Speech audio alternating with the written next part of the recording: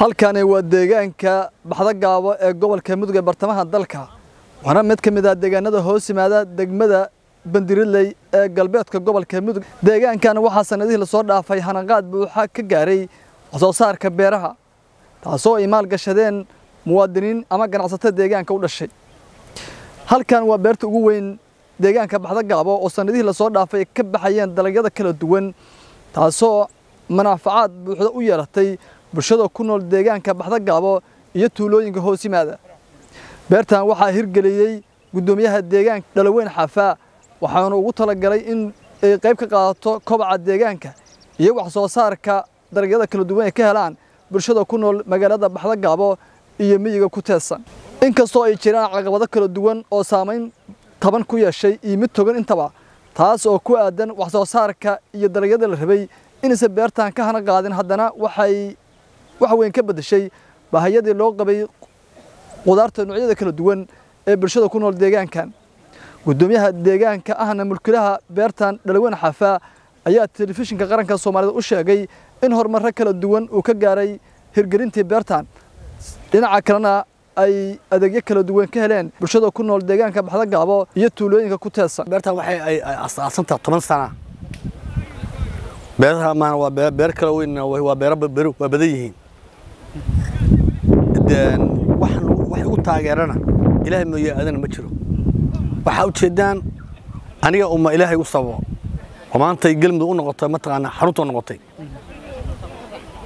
way maxaa beerahan ka soo baxa waxa deegaankiisa maxay ku soo kordhay waxa ka soo baxa dalag walba oo laga soo qaado gaarxayo ilaa gaarxayo la geeyaa marba garow waxda loo gudbiyaa marba ilaa xamar loo qaadaa marka waxa ka soo baxa hadda oo arki doontaan basbaaska koostada yaanyada qaraha batiiqa lidanaanta babayga wax aan ka soo bixin wax aan ku olin moos wax aan ku olin male adiya dadka deegaanka marka sidee u arkeen beerahan dadku inta laga hirgelin ka hor sidee la inta la hirgelin dadku waa yabanaa waxay lahaayeen meeshan waxay lahaayeen xoolaha nabad guraya bay lahaayeen laakiin markay dhasheen waxa uu leeyahay mid kale ma sameeyay ka kale wuxuu tilmaamay gudoomiyaha deegaanka baxda gaabo in ay jiraan caqabado kala duwan oo saameyn xooggan ku yeeshay wax soo saarkii la rabay in beertan ka baxaan oo aan gaarsiisaneen heerka lagu talagalay waxaan codsanayna haddaan helayno beertu biyaha nagu yar muhiimadda nagu yar biyaha hal ceel baa ku yaala baxda gaabo ceelkaas haamaha ku yar hal ceel lama deeqo xoolihii bari waa deeq waayeen wax loo yimaadaan soo boqodana ma hayno boqolkiiba boqol ba hay'adaha u tirnay wasaaradda biyaha hay'adaha biyaha nagu yar baa nidhi haamaha nagu yar ceelka nagu yar haddii caawinayaan way dadna caawinayaan nagu xukumayaan meeshii inta nool nahay meena wax beerano dhiirigelin baa u baahan kaliya mooyee anigu waa shaqaysana anigu shaqada diyaar mudug inaan dhul beeral baa laga dhigi waxa soo afjarantay gaalka ayu hadda xilliga aan joogno balwin qar lagama keeno yaanyo lagama keeno balwin lagama keeno bastaas lagama keeno soonqaadkaas marba kale oo loo beeyo keeno mooyee boqolkiiba 85 ilaa hor iyo meesha anaga kaafina beeraha gobolka mudug ku yaala baa kaafiya sanadihii la soo dhaafay gobolka Mudug ee bartamaha dalka wuxuu ka mid noqday dhul beereedka ay ka soo baxaan dalagyada noocyada kala duwan